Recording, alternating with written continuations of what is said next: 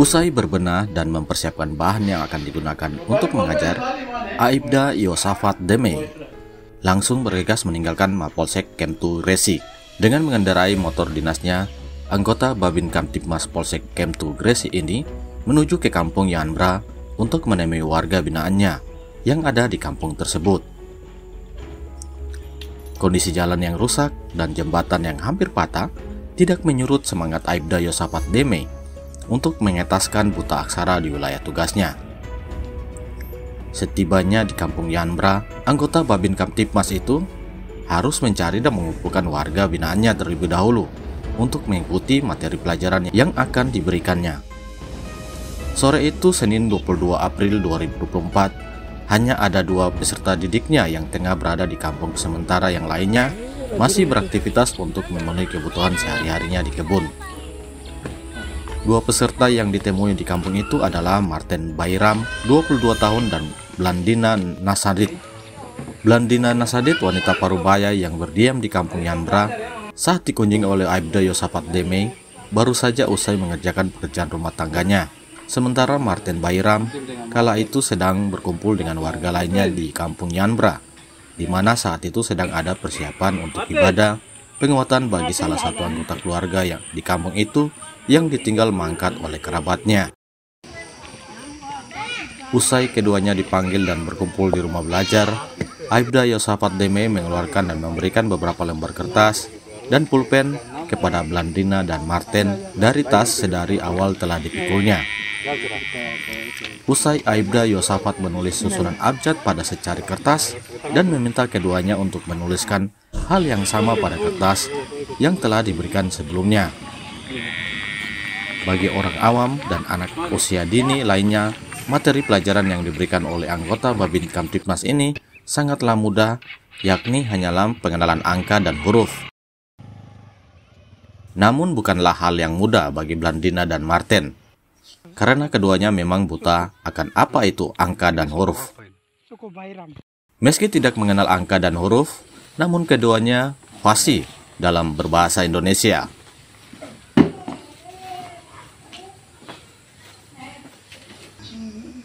Dua puluh dua tahun. 22 tahun masih muda. Kita tahu.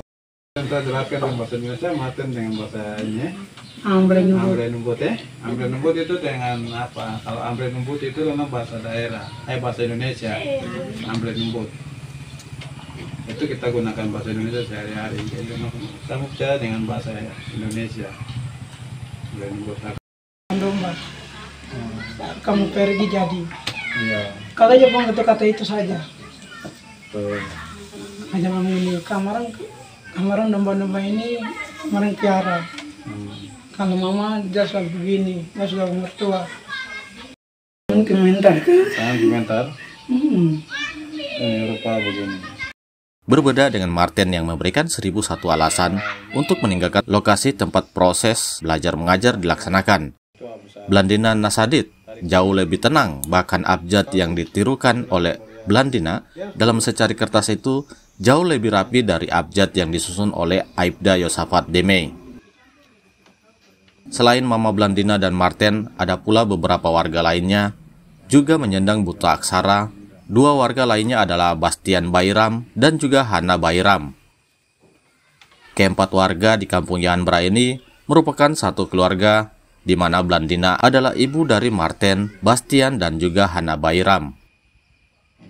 Selain keluarga Bayram, ada pula beberapa keluarga lainnya di kampung itu, yang beberapa anggotanya yang tidak paham akan apa itu huruf dan angka.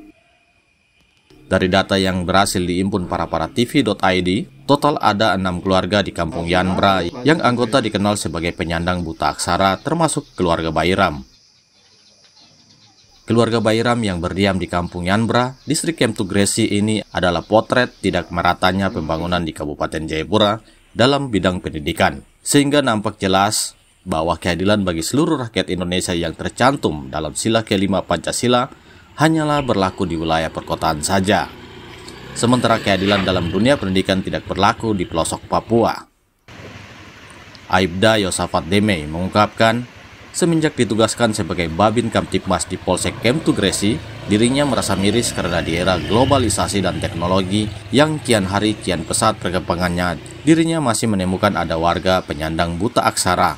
Bahkan menurutnya, yang lebih mencengangkan angkanya cukup tinggi.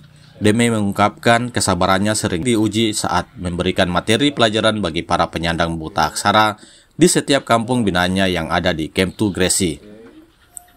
Jika dapat memilih, Deme akan lebih memilih mengajari anak-anak usia dini untuk menerima setiap materi pelajaran yang ia bawakan. Namun hal itu seakan tidak dapat dia lakukan.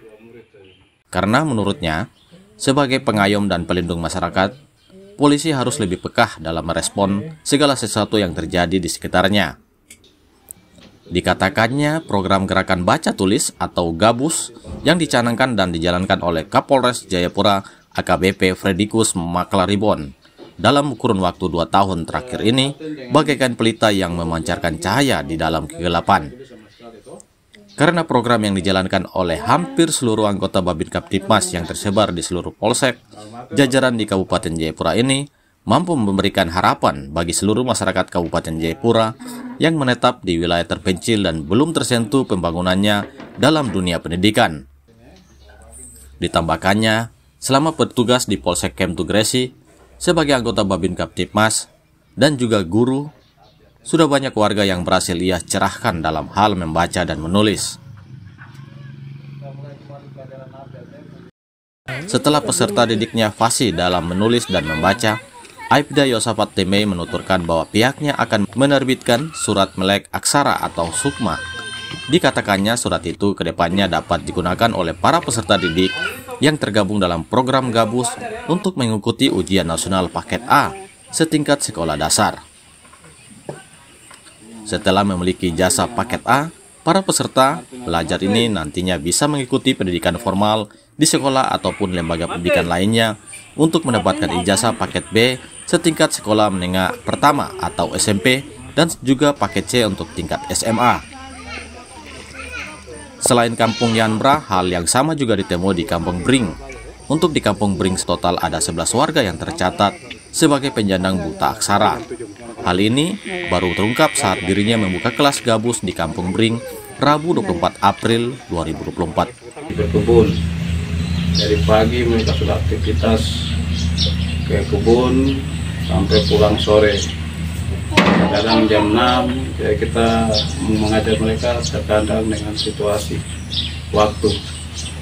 Jadi kita harus bersabar menunggu sampai jam 5, jam 6. Kadang dengan waktu tugas kita juga sehingga kegiatan belajar mengajar di sini tidak maksimal. Kedua, masyarakat di sini biasanya ke pasar dan ke tempat-tempat lain untuk bekerja, sehingga belajar mereka terganggu. Salah satu di Kampung Yanbra ini kita ada keluarga yang belum bisa menulis dan membaca sama sekali. Mereka ini buta aksara. Kita melatih mereka belajar hari ini pengenalan huruf abjad, besok sudah lupa lagi, kembali lagi tulis dari huruf A sampai Z. Itu mereka belum bisa menulis sama sekali. Menulis, mengenal, apalagi membaca itu tidak bisa. Yang 5 itu, yang 5 peserta sudah bisa tulis huruf abjad, tapi yang 4 orang ini dari satu keluarga ini belum bisa sama sekali untuk tulis huruf abjad. Daya tangkap mereka masih kurang, ya, mereka masih kurang untuk tangkap cepat, karena sebentar kita ajarkan, sebentar mereka terima, tapi mereka lupa lagi. Kira-kira itu mungkin kita minta supaya mungkin bisa upayakan bagaimana supaya fasilitas ini bisa difasilitasi supaya semuanya bisa berjalan dengan baik, supaya mungkin ke depan mereka bisa lebih lagi untuk mengerti atau untuk bisa lebih lagi untuk mampu. Melihat catatan pendidikan yang begitu miris di Kabupaten Jayapura, khususnya di distrik Kemtu Gresi, tidak menutup kemungkinan hal yang sama dapat ditemukan di kampung-kampung dan distrik yang lain yang berada jauh dari pusat pemerintahan. Ke depan, pemerintah Kabupaten Jayapura diharapkan tidak terus-menerus mengklaim bahwa Indeks Pembangunan Manusia atau IPM di daerah itu naik setiap tahunnya. Karena hal itu akan bertentangan dengan fakta yang ditemukan di lapangan, sebab keadilan dalam dunia pendidikan tidak berlaku di daerah pelosok dan akan tetap menjadi sebuah mitos jika tidak diseriusi.